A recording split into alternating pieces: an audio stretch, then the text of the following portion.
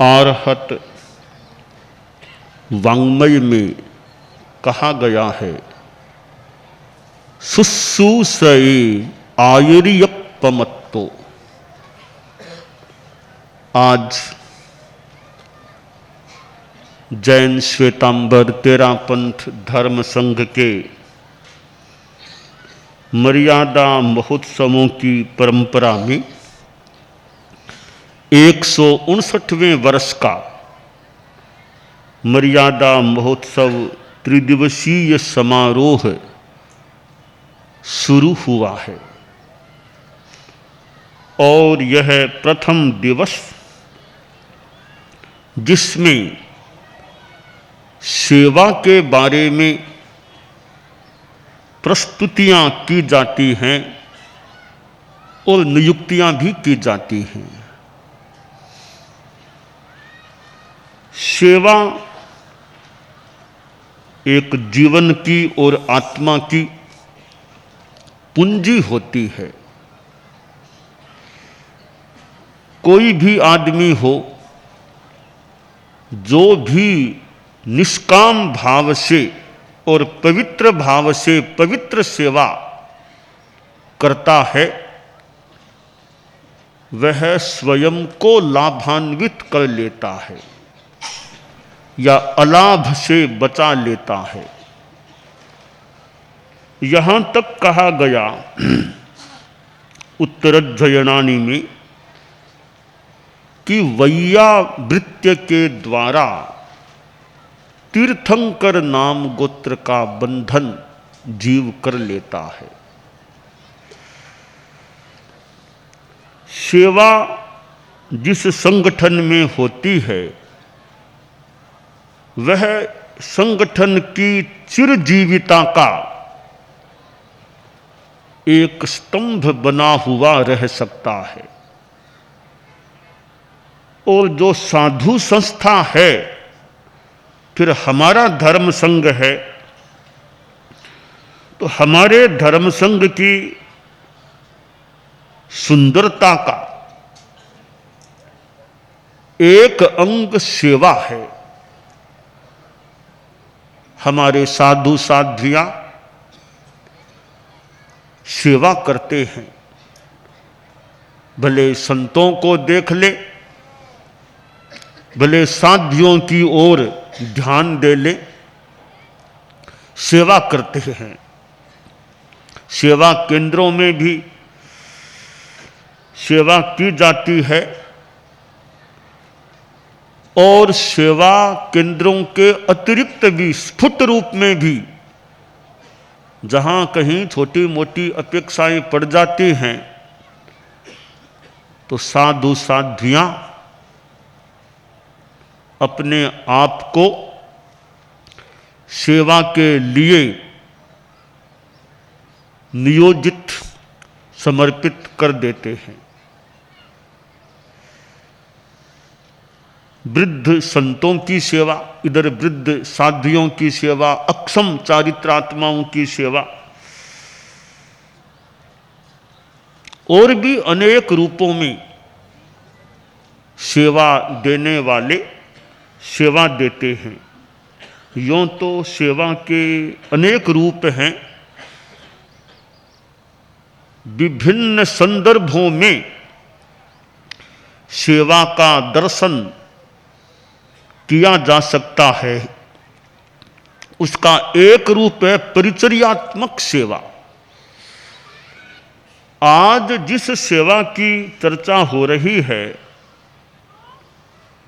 उसमें परिचर्यात्मक रूप भी है और परिचर्या से जुड़ा हुआ अन्य रूप भी, और भी कुछ अन्य रूप में सेवा का भी चित्रण किया जा सकता है। मैं साधु साध्वियों को देखता हूं कि हमारे धर्म संघ की शोभा को बढ़ाने वाली उनकी सेवा होती है, उनके द्वारा की जाने वाली सेवा होती है। चाहे गुरुकुलवास में रहने वाली चारित्रात्माएं हैं,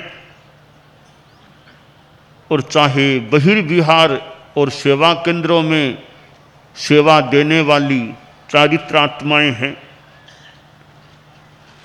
और गुरुकुलवास में तो यात्रा भी होती है। वो मानो उठा पटक चलो चलो चलो। इस चलने के माहौल में भी सेवा देने वाले सेवा भी दे रहे हैं, और कहीं कहीं संभवतः यह गुरुकुलवास में सेवा देना ज़्यादा जिम्मेवारी पूर्ण और कुछ कठिन कार्य भी किसी अपेक्षा से हो सकता है। परंतु साधु साध्वियाँ मानो बड़े सहज भाव से और मानो एक अंतःकरण के भाव से सेवा देते हैं। कहीं तारतम्य तो हो सकता है। तो बहिर्विहार में भी अब सेवा केंद्र हैं जहाँ वृद्ध अक्षम चारित्रात्माएं हैं। दिन में संभालना, रात में संभालना, रात को तकलीफ हो गई तो ध्यान देना, कितना वो भी एक खुद की सुविधा को त्यागने की अपेक्षा वहाँ पड़ सकती है। अब रात को कोई गड़बड़ हो गई, अब जो बूढ़े बीमार हैं हो जाए तो खुद की नींद भी गौण करनी पड़ सकती है। उस बीमार की सेवा पर ध्यान देना अपेक्षित हो जाता है। तो अनेक रूपों में सेवा देने वाले हमारे शासन की शोभा को बनाए रखने वाले और हो सकता है बढ़ाने वाले हो जाते हैं। व्यवस्थागत सेवा का अपना महत्व, वो भी महत्वपूर्ण है। 3 शब्द हैं, मैं अपने तरीके से उनको व्याख्यात कर रहा हूं। प्रकृति, विकृति और संस्कृति। एक दिन मेरे पास ये साध्वी वरिया आदि कई बैठे थे, शायद समणियाँ भी बैठी होंगी, तो मैंने 3 शब्दों की चर्चा की, प्रकृति, विकृति और संस्कृति। अब प्रकृति में अपने ढंग से व्याख्या कर रहा हूँ कि सेवा की नियुक्ति हो गई, 1 साल सेवा देना है, गए, सिंगाड़ा गया, अपनी जो व्यवस्था थी उस हिसाब से सेवा दे दी, नियुक्ति हुई है, हमारा जिम्मा भी है, सेवा दे दी। 3 साल का वो विधान भी है। तो जैसा विधान उसके अनुसार सेवा दे देना, यह प्रकृति है, अच्छी बात है, प्रकृति है, देना ही चाहिए। अब विकृति क्या है कि सेवा का जिम्मा सौंपा गया और सेवा केंद्र में चले भी गए, पर सेवा में लापरवाही बरती जाती है।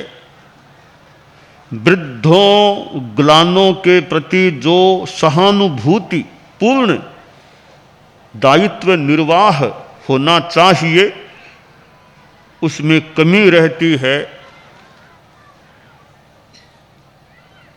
जागरूकता से उनको सेवा नहीं दी जाती है। बीमार बैठा है, उसको दवाई चाहिए, कोई दवाई ठीक कर लाएंगे, कल लाएंगे, परसों लाएंगे, आलस्य या लापरवाही वो विकृति है। जो करना चाहिए, जो ड्यूटी है, जो कर्तव्य है, उसमें भी कमी रख देना वो एक विकृति हो जाती है। तो सेवा जो जिम्मा दिया और सेवा अच्छी तरह कर दी, वो प्रकृति है, उसमें कमी रखना विकृति है। अब संस्कृति क्या है कि जिम्मा वैसे नहीं है फिर भी सेवा दे दी। कैसे? मैं अपनी भाषा में भाव बता रहा हूं। 2 संतों का सिंगाड़ा, एक 3 संतों का सिंगाड़ा, आसपास ही थे। 2 संतों का जो सिंगाड़ा था उसमें अग्रणी मुनि थे, थोड़ा कुछ शरीर में तकलीफ थी, बीमारी सी थी। तो 3 संतों वाले सिंगाड़े के अग्रणी मुनिश्री बोले कि भैया थोड़ा इलाज करा लो, तुम्हारे तकलीफ है, ये तकलीफ को लेते लेते क्यों फिरते हो, इलाज करा लो, चिकित्सा करा लो, यहाँ अच्छी एरिया है, चिकित्सा के साधन हैं। तो वे रुग्ण मुनि जो अग्रणी थे 2 संतों वाले सिंगाड़े में, बोले मुनिश्री इलाज तो कराना ही है, देखता हूँ चतुर्मास पूरा हो जाए, आचार्य वर्ष से अर्ज कराऊंगा, मेरी कोई सेवा सहयोग की व्यवस्था करा देंगे, फिर मैं इलाज करा लूँगा। हम 2 ही ठाने मुनिश्री, हम अभी 2 ही है ना, 2 में चिकित्सा में असुविधा होगी तो बाद में आचार्य श्री व्यवस्था हम अर्ज करेंगे, व्यवस्था देंगे, तब चिकित्सा कराने की इच्छा है, अभी हम 2 ही संत हैं इसलिए। तो वे अन्य अग्रणी बोले 2 क्यों हो, तुम ठीक है 2 हो, 2 तुम 3 हम 5 हो गए ना, 2 तुम, क्या अर्ज कराना है, तुम 2 और हम 3, तुम इलाज कराओ, हम तुम्हारा सहयोग करने को तैयार है। कभी हमारे संत है वो तुम्हारे वहां जाएं, तुम्हारा सहयोग करें, अब कितनी सी बात, कहाँ तुम अर्ज कराओगे आचार्य श्री को, कहाँ वापिस निर्देश आएगा, किसको वो भेजेंगे करेंगे, हम यहाँ हैं ही तो अर्ज क्या कराना, हम तुम्हारे सहयोग कर देते हैं। अब वो सेवा के लिए तैयार हो गए। यह संस्कृति है, यह संस्कृति कि कोई उनको निर्देश नहीं मिला होगा, अपने ढंग से सहयोग, बिना निर्देश से सहयोग कर देते हैं। आसपास सिंगाड़े कोई बीमार हो गया, सिंगाड़े में कई बार मैं अनुभव भी करता हूं, वो सिंगाड़ा अपने आप ही भी तुम्हारी जरूरत हो हमें बता दो, हम आ जाएं, तुम्हारा सहयोग कर दें, न कोई उनको निर्देश दिया गया, फिर अपने विवेक से हम जाएं, सेवा सहयोग कर दें।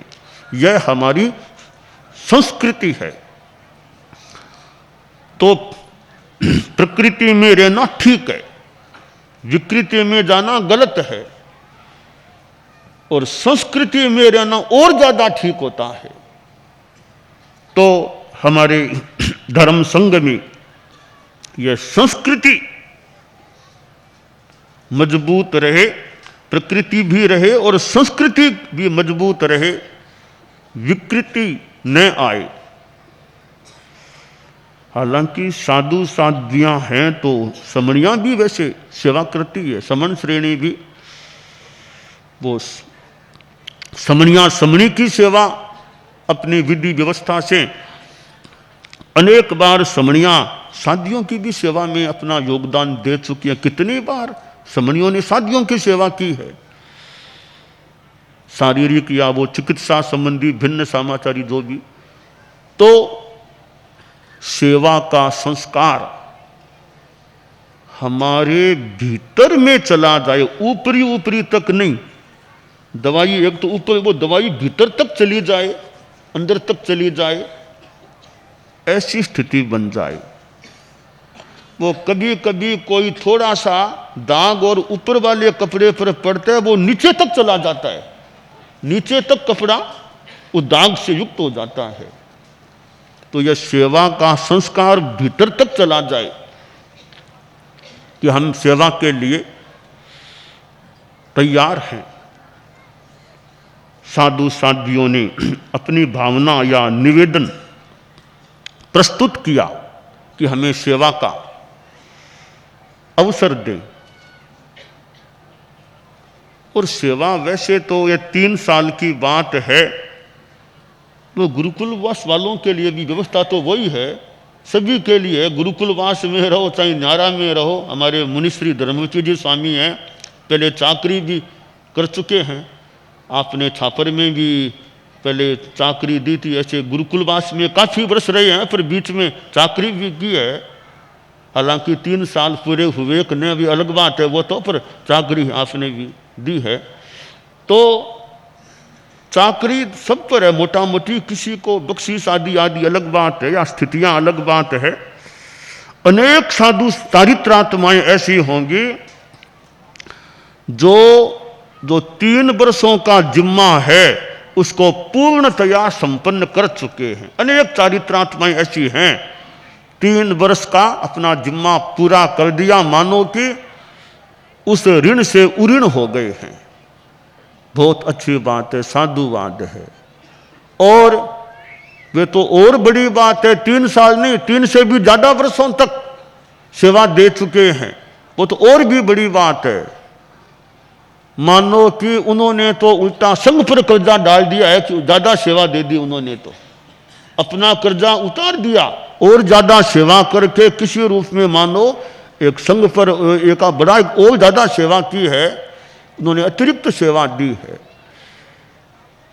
ठीक है, कुछ परिस्थितियां भी हो सकती है कि लंबे काल तक, अब सेवा तो है ही है, वे लंबे काल तक एक जगह रहने से यात्रा बिहार से छुट्टी मिल गई, वो भी तो साथ में काम हुआ ना।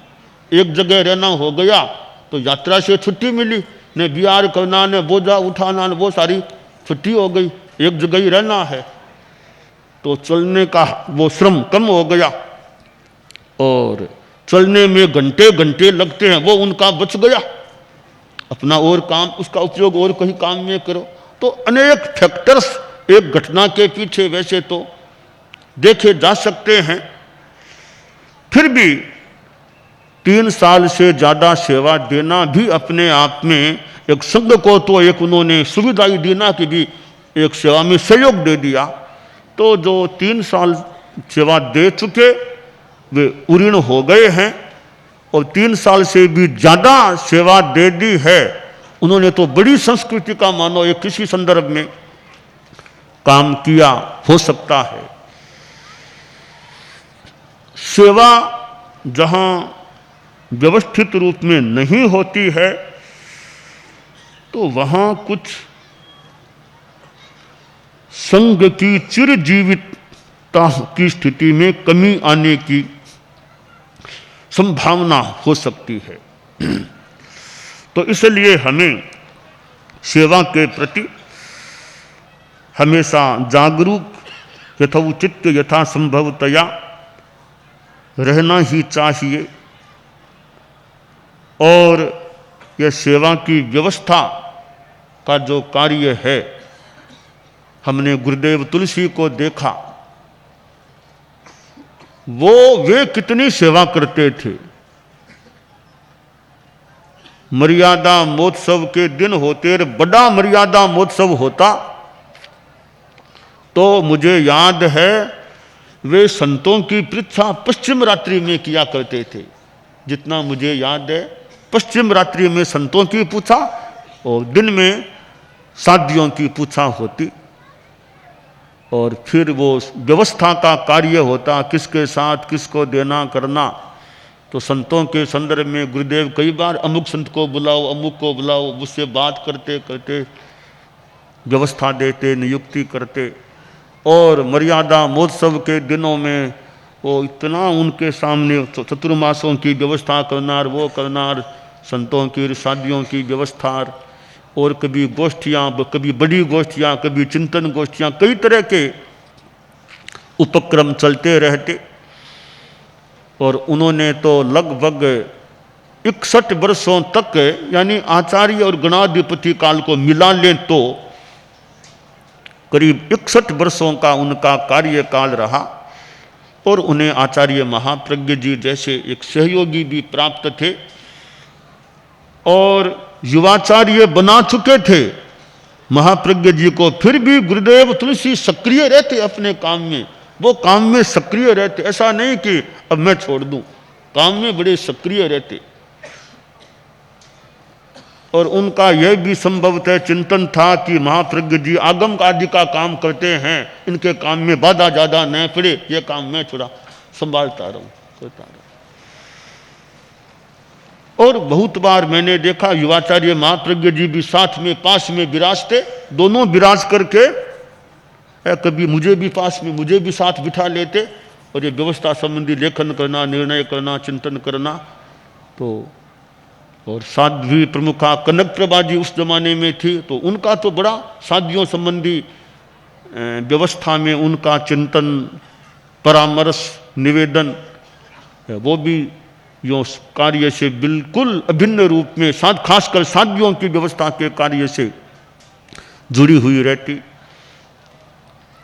और भी गुरुदेव तुलसी कितना काम करते, प्रवचन क्या, जन संपर्क क्या, अध्यापन भी कई बार करते, लेखन रचना आदि आदि कितने वो काम करते थे अपने ढंग से। तो ये आज सेवा का विषय है। तो हमें सेवा केंद्रों में अब अगले टर्म में कौन सेवा दें, इसका निर्णय भी बताना है। हमारा एक प्राचीनतम साध्वी सेवा केंद्र लाडनू है। जो लाडनू गांव में जो है 2 हवेलियां वहाँ बनी हुई है। तो राजल देसर के वैद परिवार से भी संबद्धता है। लाडनू में हैं 2 हवेलियां और वहाँ यह साध्वियों का सेवा केंद्र है। वहाँ सीढ़ियाँ भी हैं, थोड़ा ऊंचा, सीढ़ियों के ऊपर वो स्थान भी है, नीचे पीर जी का स्थान भी है। और हम लोग जब लाडनू वहाँ सेवा केंद्र में जाते हैं तो पीर जी के वहाँ मंगल पाठ भी उच्चारण किया करते हैं। लाडनू जहाँ समणियों का मुख्यालय है, जैन विश्व भारती में समणियों का मुख्यालय है। जैन विश्व भारती जैसी एक बड़ी संस्था है और जैन विश्व भारती का ऐसा परिसर भी है और वहाँ अनेक अनुकूलताएं भी प्राप्त हो सकती हैं। अध्ययन करना हो, स्वास्थ्य लाभ लेना हो, कोई साहित्य सृजन करना हो, कोई शोध करना हो, ऐसे अनेक कार्यों में जैन विश्व भारती का स्थान अनुकूल पड़ सकता है। जहाँ साहित्य भी मिल जाता है, कितने ग्रंथ मिल जाते हैं, प्राचीन पांडुलिपियाँ मिल जाती है। गुरुदेव तुलसी ने तो कई बार चतुर्मासों के जोड़े लाडनू में लगातार जोड़े, 2-2 चौमासे एक साथ लाडनू जैन विश्व भारती में कृपा कराई थी। तो लाडनू का अपना महत्वपूर्ण स्थान हमारे धर्म संघ के इतिहास में है, जहाँ परम पूज्य गुरुदेव तुलसी जैसे आचार्य लाडनू से वो एक बालक के रूप में प्राप्त हुए थे। तो अनेक उसके प्रसंग हैं लाडनू के। तो लाडनू का जो साध्वी सेवा केंद्र है, इस अगले टर्म के लिए साध्वी लक्ष्य प्रभा जी का सिंगाड़ा, वो साध्वियां लाडनू सेवा केंद्र का दायित्व संभाले।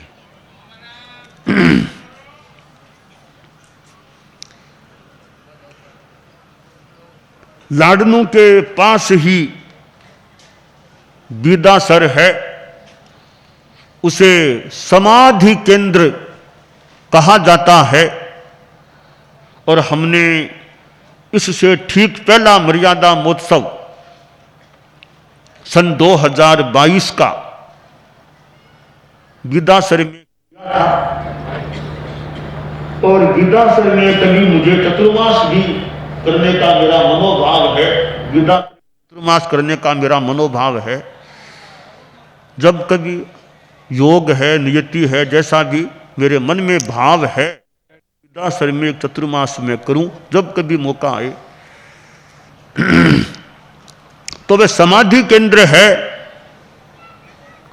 समाधि केंद्र की विशेषता यह है कि वहां अग्रणी साध्वियां मुख्यतया, अब हालांकि सहवर्ती भी कभी रह जाती हैं, वैसे मूलतः वो अग्रणी साध्वियों का थिरवास केंद्र कह दें, सेवा का केंद्र कह दें, तो उसका नाम थोड़ा सा अलग है तो सेवा केंद्र ही, थोड़ी अलग पहचान है। उसे समाधि केंद्र कहा जाता है। वहाँ हमारे अग्रणी साध्वियाँ भी प्रवास निवास कर रही हैं, उनके साथ में सहयोगी भी। तो अगले टर्म में साध्वी रचना श्री जी का सिंगाड़ा या नियुक्त साध्वियाँ जो भी नियुक्त हों साथ में सेवा के लिए, वे सब साध्वियाँ यथासंभवतया बीदासर समाधि केंद्र में सेवा के लिए नियुक्त की जा रही है।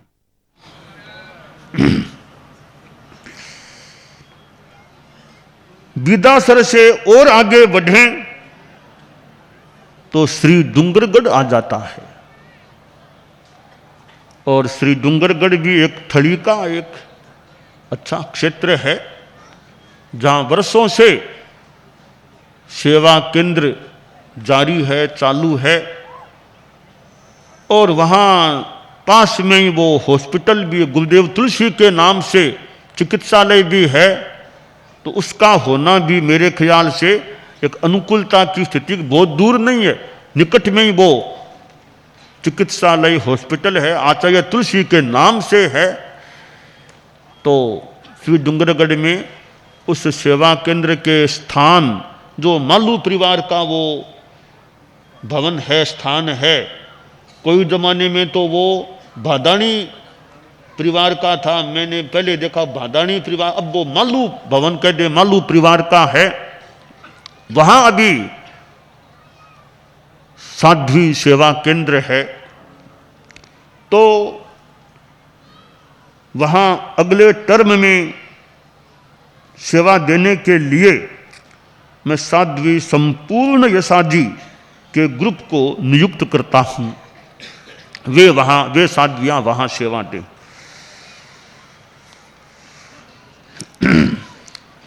श्री डूंगरगढ़ के बाद और आगे बढ़ें तो गंगा शहर आ जाता है। और गंगा शहर का वो पूरा चोखला, गंगा शहर, बीकानेर, भिनासर, उदासर, ये नोखार, देशनोक, इधर आगे कालू भी, आगे कालू लूनकणसर, इधर नाल भी है, छोटा सा गांव कानासर भी है, ये चोखला है, अच्छा एक श्रद्धालु चोखला है। गंगा शहर में साध्वियों का सेवा केंद्र है, गंगा शहर है, पास में बीकानेर है। तो चिकित्सा की भी बीकानेर एक सिटी होने से अनुकूलता हो सकती है, डॉक्टरों की सुविधा भी हो सकती है। और गंगा शहर तो परम पूज्य गुरुदेव तुलसी का धाम बन गया। करीब 26 वर्ष पहले परम पूजनीय आचार्य तुलसी ने महाप्रयाण उनका वहीं पर हुआ था, गंगा शहर में। तो वह आचार्य तुलसी शांति प्रतिष्ठान नैतिकता का वो स्थान जो शक्तिपीठ है वो भी गंगा शहर से संबद्ध है। और गंगा शहर से हमारे अनेक चारित्रात्माएं भी हैं। तो अब गंगा शहर में अगले टर्म के लिए साध्वी सेवा केंद्र में सेवा देने के लिए 2 ग्रुप्स, साध्वी शशि रेखा जी और साध्वी ललित कला जी, दोनों ग्रुप्स संयुक्त रूप में गंगा शहर सेवा केंद्र में सेवा का दायित्व संभाले।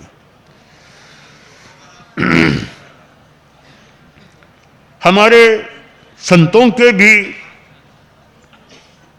2 सेवा केंद्र हैं। दोनों में प्राचीन सेवा केंद्र सापेक्ष रूप में छापर वाला है। परम पूज्य कालूगणी की जन्म भूमि छापर, और जहां हमने ये एकदम अतीत वाला, निकटतम अतीत वाला चतुर्मास सन 2022 का छापर में किया था, परम पूज्य कालूगणी के जन्मस्थान वाले गांव में किया था। और छापर चतुर्मास में कालूगणी के बारे में, कालू यशो विलास और कुछ व्याख्यान माला आदि के संदर्भों में कालूगणी के बारे में प्रस्तुतियां करने का भी चारित्रात्माओं को अवसर मिला था। और अच्छा हुआ, छापर का चतुर्मास हमारा हो गया, जो वर्षों से करणीय है, करना है, जो अब वो कृत हो गया, करना है वो कृत हो गया है। और मैं कृतार्थ हो गया हूं, उस माने में कृतकृत्य हो गया हूं, एक चौमासा तो वो कार्य संपन्न हो गया। तो वहां संतों का सेवा केंद्र है। इस बार अगले टर्म के लिए मैं मेरे ऐसे रत्नाधिक हैं मुनिश्री विजय कुमार जी स्वामी के सिंगाड़े को छापर सेवा केंद्र में सेवा देने के लिए नियुक्त करता हूं। मुनिश्री विजय कुमार जी स्वामी ने अभी वो लाडनू जैन विश्व भारती में सेवा में नियुक्त हैं और ठीक इसके बाद उनको अब छापर भेजने का निर्णय किया जा रहा है। मुनिश्री विजय कुमार जी स्वामी भी खूब अच्छे ढंग से सेवा दें, अच्छा अपना जितना पुरुषार्थ करें और संतों को चित्त समाधि, सभी हमारे सेवा देने वाले साधियों को संतों को अपने अपने हिसाब से चित्त समाधि साता सेवा पहुंचाने का प्रयास करें। अब दूसरा हमारा सेवा केंद्र फिर जैन विश्व भारती में है, लाडनू में। और जैन विश्व भारती मानो बड़ भागन संस्था है, जहाँ संत भी हैं, जहाँ समणियाँ भी हैं, मुमुक्षु बाइयाँ भी हैं और साध्वियाँ भी अभी तो जैन विश्व भारती में हैं। ऐसा कोई संस्था का कैंपस शायद दुर्लभ है हमारे धर्म संघ में।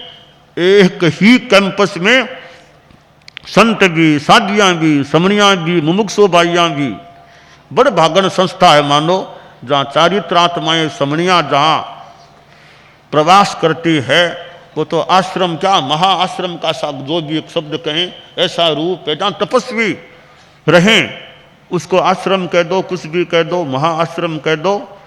तो इस माने में जैन विश्व भारती को बड़ा सौभाग्य प्राप्त है।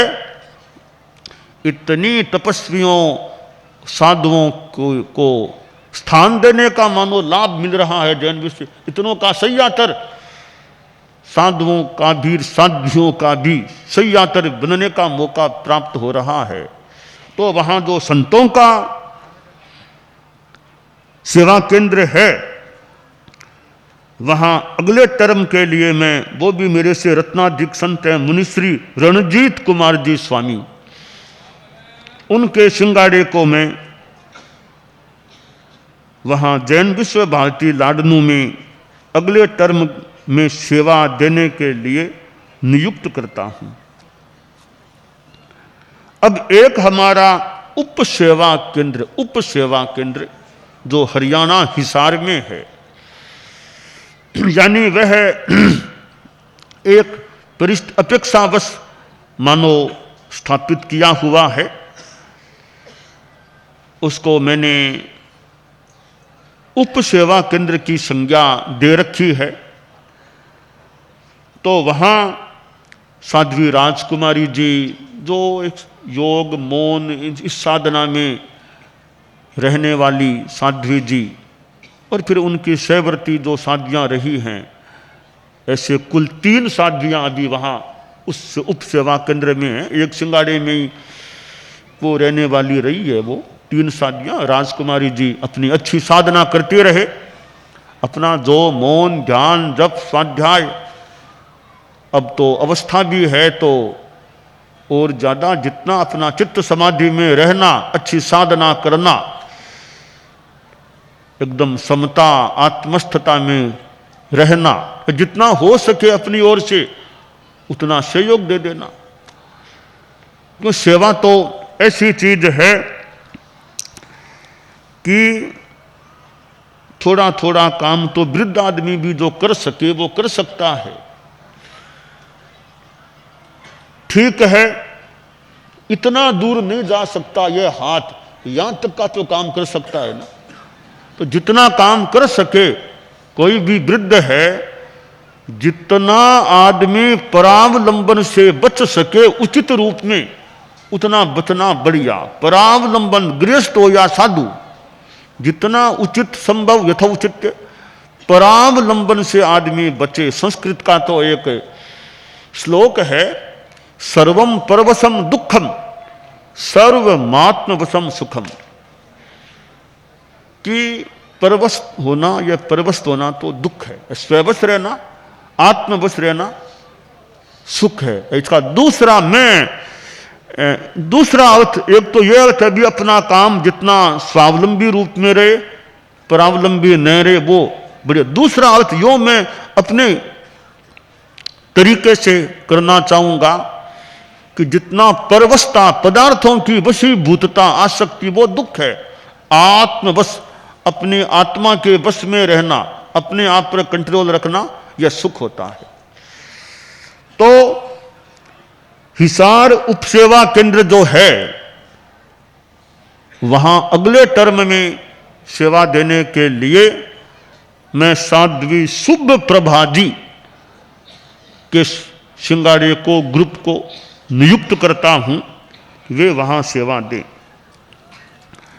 अब ये जो सिंगाड़े हैं, अपेक्षानुसार कहीं कहीं अतिरिक्त शादियों को भी अपेक्षा होगी, अनुकूलता होगी, तो एक्स्ट्रा शादियों की भी उनके सिंगाड़े में नहीं भी मूलतः, पर सेवा में सहयोग देने के लिए एक्स्ट्रा एक, कहीं दो जैसे शादियों को भी नियुक्त किया जा सकेगा यथा संभवतया। तो यह सेवा केंद्रों की व्यवस्था का क्रम है जो प्रथम दिन इस मर्यादा महोत्सव के समारोह का करणीय कार्य होता है। हमारे साधु साध्वियां जो कितनी सेवा देने वाले हैं, तो वृद्ध हैं, अक्षम है, उनको चित्त समाधि मिले, साता मिले। ज्यादा ही जो परवश हो गए हैं, ज्यादा अक्षम हैं, उनको और ज्यादा उनका ध्यान रखा जाए। कभी उनको रात में भी संभालना पड़े, बहुत वृद्ध हैं, 90 प्लस हैं, 90 प्लस मान लो। हमारे संघ में तो 100 प्लस भी साध्वी जी हैं, 100 प्लस साध्वी जी भी हैं। साध्वी बिदामा जी जो कालू में हैं, हमारे कालू से है ना, उपासक जी भी कालू से संबद्ध, तो ये हमारे डाल जी और ये निर्मल जी कालू से ना संबद्ध, कालू से, ये कालू से हैं। तो कालू में वो साध्वी जी भी हैं, उपासक भी हमारे से अपने ढंग से क्षेत्रों में जाकर के, और कोई कोई उपासक तो मानो उनके वर्ष में कितना समय इस कोई ज्ञानशाला प्रशिक्षण है, एक उपासक है, एक और है, क्षेत्रों की संभाल है, कोई कोई तो कितना समय उनके लिए गारहस्थ है, मानो थोड़ा गौण हो गया है। और यह धार्मिक सेवा, धार्मिक कार्य उनके लिए कुछ मानो ऊपर, यानी मुख्यता की ओर या उचित रूप में जितना है हो रहा है। तो कई कई उपासक तो ज्यादा ही अपना समय, अच्छा समय इस ज्ञानात्मक और साधनात्मक, प्रेरणात्मक, व्याख्यान आदि आत्मक सेवा में अपना समय लगाते हैं। और भी उपासक हैं, यह मर्यादा वर्षों से क्रमशः बन गया, उनका गीत होता है। तो उपासक श्रेणी के ये सदस्य, इधर बाइयां भी आ जाती हैं, पुरुष भी आते हैं। और एक उपासक श्रेणी भी, जैसे साधु हैं, साध्वियां हैं, समनियां हैं, मुमुक्षु, तो उपासक श्रेणी के भी कई इस समय आ जाते हैं। यह भी एक मौके पर इस समारोह में उनकी भी सहभागिता भी इस रूप में पिछले कई वर्षों से मैं देख रहा हूं हो रही है।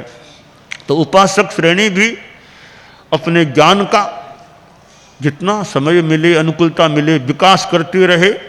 अपने श्रावकत्व का भी विकास, त्याग संयम का भी विकास होता रहे, और शासन की, धर्म संघ की अपने ढंग से, अपने तरीके से, अपने ज्ञान प्रेरणा आदि के रूप में जो भी है। कभी कभी संथारा हो तो संथारे में साधु साध्वियां न हो, तो वहां जो आसपास उपासक हो, उपासिकाएं हो, भाई हो तो उपासिकाएं ज्यादा, भाई हो तो उपासक ज्यादा निकट उनके रह करके उनको धार्मिक लाभ देने का प्रयास करें।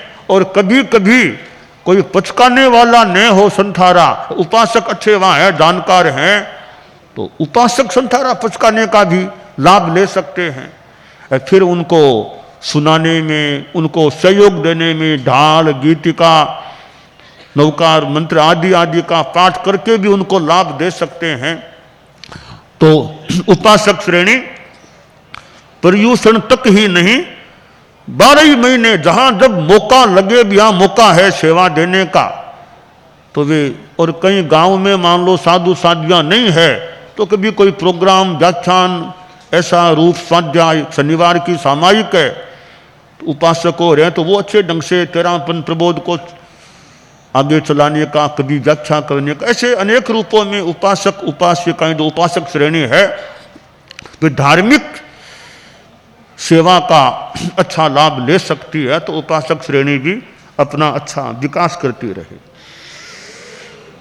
तो हमारे धर्म संघ में 100+ पहले ये अवसर नहीं था, आज से 6 साल पहले 100+ कहने का मौका नहीं था संभवतः, अब 100+ चारित्रात्मा भी है ऐसा कहा जा सकता है। साध्वी विद्यामान जी हैं तो ऐसे जो वृद्ध हैं 90+, 100+ या कोई और बीमारी से ग्रस्त हैं, उनको रात्रि में भी कभी संभालना पड़े तो जैसा वो औचित्य हो उनको सेवा मिलनी चाहिए। और सेवा लेने वाले सोचें भाई कि जितना हो सके हम कम सेवा लें, जो काम हमारे से हो सके हम अपना खुद कर लें। इनके तो और कई काम है, ये काम हम कर लें और जितनी सेवा दे सकें। ठीक है, पैरों से चलना मुश्किल है, विहार नहीं कर सकते मान लिया तो ठिकाने में तो काम कर सकते हैं, आसपास घरों में थोड़ी कोई चीज़ ला सकते हैं, साथ में जा सकते हैं। और ठिकाने के जो काम होते हैं हमारे संतों में एक साथ में पात्रियाँ जोड़ी करना, ऐसे काम जो कर सके अभी ये काम में हम सहयोग कर दें तो सेवादाइयों को भी सहयोग मिल जाए, उनको कुछ राहत मिलती रहे। तो ये जोड़ा है सेवादायी सेवाग्राही का, एक जोड़ा है, दोनों एक दूसरे के सहयोगी रहें। सेवादायी का तो जिम्मा है ही है सेवा देने का, तो सेवाग्राही जितना उनके लिए अनुकूल हो वे सेवादाइयों के कार्यों को सुगम बनाने में अपना योगदान देने का प्रयास करते रहें।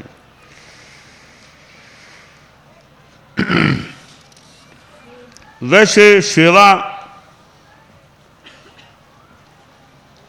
हमारे श्रावक समाज है, वहाँ भी एक सेवा का जो धार्मिक सेवा है वो तो अपने आप में निर्वध्य, वो तो प्रेरणीय भी इस धार्मिक रूप में जो सेवा दी जा सके, अनेक रूपों में वो भी सेवा दी जा सकती है। तो आज ये सेवा की बात है। माता पिता आपके वृद्ध हैं, कम से कम उनको चित्त में समाधि रहे, उनको तकलीफ पुत्रों के पौत्रों के परिवार के द्वारा वृद्ध हैं मान लो, उनके चित्त में धार्मिक समाधि शांति रहे। चित्त समाधि केंद्र की भी बात पहले चली थी भी कि जो कुछ ऐसे स्थान साधना का मौका भी मिले। अब अनेक स्थान हैं, जैन विश्व भारती जैसा और भी समाज में कई स्थान हैं। गुजरात में वो प्रेक्षा विश्व भारती वाला स्थान है गंगा से, ऐसे कई स्थान हैं जहाँ कोई आदमी अपनी साधना करे, वृद्ध है, अब अपना वहाँ उनको साधना का स्वाध्याय का मौका मिलता रहे, तो अपनी आत्मा के कल्याण का भी उनका रास्ता प्रशस्त हो सकता है। तो अनेक रूपों में जो सेवा समाज में हो सकती है। तो यह हमारा आज का यह प्रथम दिवसीय कार्यक्रम है, उसमें यह सेवा की चर्चा की जा रही है, की गई है। हमारे साध्वी प्रमुखा जी भी वो साध्वियों की सेवा का, अब यह भी तो काम है ना, व्यवस्था पक्ष जो है तो इसमें भी तो थोड़ा दिमाग लगाना और थोड़ा श्रम भी करना अपेक्षित हो सकता है। पहले कनक प्रभा जी साध्वी प्रमुखा जी थे, अब साध्वी प्रमुखा विस्तृत विभा जी हैं, तो वो काम इनका हो गया। अब साध्वियों की व्यवस्था में अपना सहयोग देना और साध्वियों से बात करना और कहाँ किस तरीके से मानसिकता बनाना और कैसे ध्यान देना, न्यारा के यहाँ के कितने प्रकार के व्यवस्था के पक्ष होते हैं, तो उनमें धैर्य के साथ शांति के साथ काम करना भी एक अपने आप में सेवा है। तो साध्वी प्रमुखा जी भी अपने हमारे साध्वियों की सेवा की व्यवस्था में वो भी अपना चिंतन सुझाव किस साध्वी को कैसे भेजा जा सकता है, एक्स्ट्रा रूप में कौन साध्वी दी जा, इत्यादि बातों में आपका भी योगदान सहयोग प्राप्त होता है। तो यह सेवा का कार्य है। तो खूब अच्छा हमारा चलता रहे। हाँ हाँ, इधर समणियों में हमारे साध्वी वरिया हमारे संपर्क में रहती है। समणियों संबंधी बातें, स्थितियाँ, उनको डायरेक्ट मेरा ज़्यादा मुझे जानकारी साध्वी वरिया से ज़्यादा मिलती है। तो वो ये भी समणियों का भी चित्त समाधि रहे, उनके भी विकास होता रहे। समणियाँ भी कई अब एज्ड हो गई हैं, मान लो कई अक्षम, कोई बीमार भी, कई एज्ड भी हो गई हैं, तो उनको भी चित्त समाधि रहे, शांति एक रहे, अच्छी साधना चले, वो भी ध्यान देना है। तो साध्वी वरिया का भी सहयोग मुझे प्राप्त होता रहता है समणियों के संदर्भ में। और मुमुक्षुओं का तो कोई प्रशिक्षण, शिक्षण या व्यवस्था संबंधी वो भी साध्वी वरिया अब नई बाई आई है कि मुझे मुमुक्षु बनना है, तो पहले साध्वी वरिया का काम है, उनसे बात करो, निरीक्षण करो, परीक्षण करो, परख करो। बाद में साध्वी वरिया मुझे बता देती है अभी बात हो गई है, फिर अंतिम निर्णय थोड़ी बहुत बात करके जो देना होता है यथा औचित्य अंतिम निर्णय हमारे द्वारा हो जाता है। यूँ अनेक रूपों में साध्वी वरिया भी अपनी सेवा दे रही हैं। हमारे मुख्य मुनि भी हैं जो हमारी व्यवस्था कार्य से बहुत जुड़े हुए हैं। इतने वो संदेश लिखना, मैं बोल देता हूँ, संदेश लिखते रहते हैं। वो श्रुत लेखन, मेरा काम ज़्यादा वाणी का है, इनका काम ज़्यादा हाथ से लिखने का है। तो वाणी का काम मैं करता रहता हूँ, मेरा काम तो बोलना है, दिमाग लगाना तो है ही है, फिर बोलना है और फिर हाथ से लिखना और आगे पहुँचाने की तरफ बुलाना करना, ध्यान देना।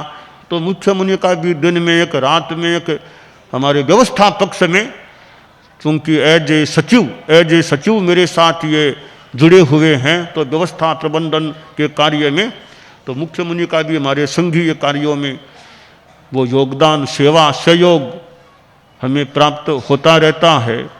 तो वो दिन में अनेक बार वो संदेश पत्र वगैरह आते हैं, तो फिर वो उत्तर देना, तो यह मुख्य मुनि का भी हमें योगदान प्राप्त हो रहा है। तो हम और हमारे साधु साधियाँ हैं। अब देखिए शरीर है ना, अब शरीर में हमारे देखो अब किसका योगदान नहीं है। अब देखें, हाथ का अपना योगदान है, पैरों का अपना योगदान है, आंखों का अपना योगदान है, कानों का अपना योगदान है, दिमाग का अपना योगदान है। तो कितने अंगों का योगदान है तब हमारा जीवन ठीक चलता है। पैर काम करना किसी का बंद कर दे तो कितनी बाधा आ जाए, हाथ काम न करे तो कितनी बाधा आ जाए, आंखें काम न करे तो कान, तो कितने अंग मिलते हैं तब हमारे जीवन का यह गाड़ा ठीक चल पाता है। इसी तरह हमारे धर्म संघ में भी कितनों का योगदान है, साधियों का अपना योगदान है, संतों का अपना योगदान है, समणियों का अपना योगदान है, श्रावकों का अपना, श्राविकाओं का अपना, कितनों का अपने अपने ढंग से योगदान है। अब पैर की जगह आमतौर से पैर काम आता है, वहां कान क्या काम आएगा, वहां आंख क्या काम आएगी। आंख ने देख लिया कि रास्ता यह है, पर पैर चलेंगे तब काम होगा ना। आंख ने देखा और पैर का नहीं चलूंगा मैं तो कोरा देखा होगा कितना काम आया। तो आंख ने अपना काम किया कि देख लिया रास्ता यह है, अब चलने का काम तो उन पैरों का है। जैसे अब मैंने तो नियुक्तियां कर दी, यह काम मेरा हो गया, अब सेवा करना तो उनका काम रह गया ना, वो करेंगे तब काम होगा ना। तो हमारा सबका मिला जुला, कितनों के मिले जुले रूप से यह हमारा धर्म संघ का, हमारा नहीं और दुनिया का भी देख लो, दुनिया का भी देख लो, मिला जुला यह काम होता है। कोई एक कह दे मैंने इतना किया, अभी तुमने किया औरों ने भी तो किया होगा ना, तुमने किया तो सब कुछ तुमने नहीं किया है, औरों का भी कितना योगदान है। इसलिए ठीक है, किसी का ज्यादा, किसी का कम, किसी का कुछ, किसी का कुछ, किसी का अति महत्वपूर्ण, किसी का सामान्य महत्व, यह फर्क तो हो सकता है। योगदान बहुतों का होता है तब कार्य संपन्न होता है। तो हमारे साधु साधियों का भी कितना योगदान है कि निर्देश मिला उसको क्रियान्वित करना है। दिमाग ने कह दिया यह करो, अब हाथ वो काम करेगा, तब कार्य संपन्न होगा। तो हमारे साधु साधियाँ तो मानो हाथ हैं कि वो हाथ इतना काम करते हैं, एक प्रकार के हाथ हैं। श्रावक साहिब मानो पैर हैं, ये अपने संग पुरुष की कल्पना की गई है। तो खैर हम खूब सेवा में आगे बढ़ते रहें, हमारी सेवा भावना पुष्ट रहे, हमारे साधु साधियों का स्वास्थ्य अपना ध्यान रखें, सेवा देने वाले अपने स्वास्थ्य का भी ध्यान रखें, भी उनका स्वास्थ्य अच्छा रहे तो सेवा अच्छी दे सकें, सेवा लेनी न पड़े, तो हम सब अच्छे रहें, अच्छा काम करते रहें, यह कामना है।